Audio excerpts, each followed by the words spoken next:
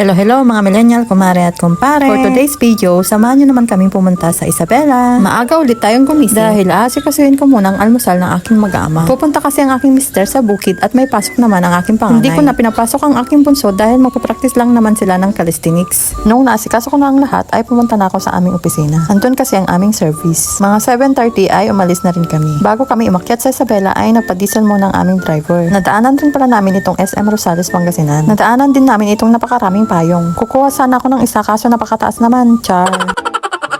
Ito pala ang San Nicolas, Pangasinan, kung saan matatagpuan ang daan na Maliko-Liko. Andito na tayo sa exciting part. Nag-seatbelt na nga ako para hindi tayo masyadong magalaw sa may upuan. Buti na lamang bago tayo magbiyahe ay uminom muna ako ng Bonamin tablet para iwas hilo. Sanay naman ako sa mahabang biyahe pero pag ganitong daanan ay nako, delikado. Maulawak ako, mare. Naalala ko kasi nung pumunta kami ng Aurora. Hindi ko naman kasi alam na may daanang Paliko-Liko pala doon. Eh hindi ako nakainom ng Bonamin. Kaya nagsuka ang inyong kumare.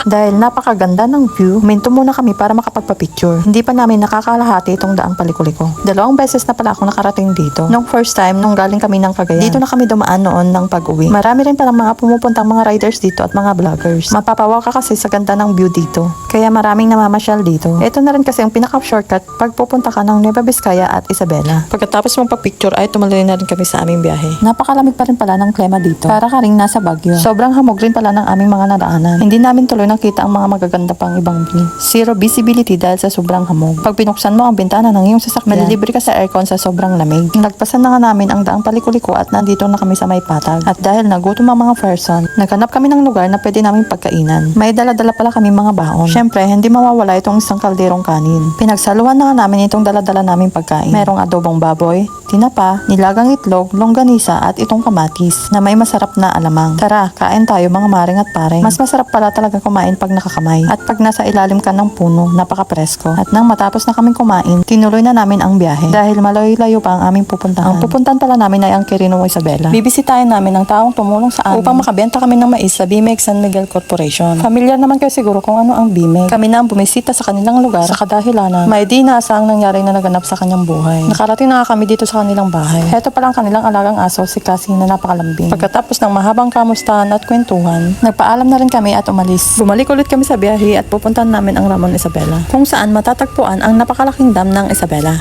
Sinulit na namin ang pamamasyal dahil nandito na rin lang naman kami sa lugar ng Isabela. Nakarating na nga kami dito sa may Magat Dam. Dito sana kami matutulog pero bawal pala. Ang akala kasi namin ay may marerentahang cottage. Hanggang alas 6 lang pala ng gabi na nakabukas ang pasyalang ito.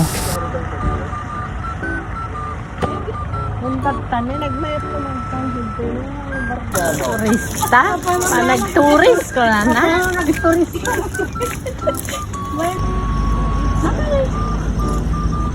Ayun din. Hi!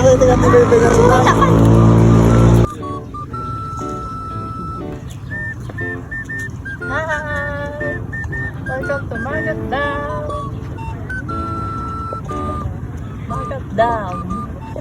Huwag yung Magat Manukan. Hi! Welcome to Magat Dam. Huwag po si Kamat. Mag-hi kayo, mag-hi.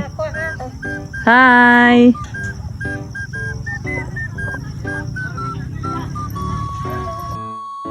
Bumalik ulit kami sa biyahe at pupunta naman kami sa May Roa sa Isabela. Dahil medyo nakaramdam tayo ng gutom. Kumain muna ako nitong banana chips. Nakarating na kami dito sa May Rojas. Dito nakatira ang kamag-anak ni Kumaring Iya. Dito na rin kami mag-overnight. Dito rin pala kami kumain ng dinner. May natira pa sa mga baon namin. Nagluto din pala sila ng masasarap na pagkain. Kaya napaka-thankful namin dahil sa mainit ang pagtanggap nila sa amin. Gumising na nga kami ng maaga dahil itong araw na uuwi na kami. Pero bago bumalik sa biyahe, kumain muna kami ng almusal. Pagkatapos kumain, nagpicture naman kami para may remembrance. Nagpaalam na kami at umalis. So yun lang muna mga maring at pareng. See you on my next vlog. Salamat!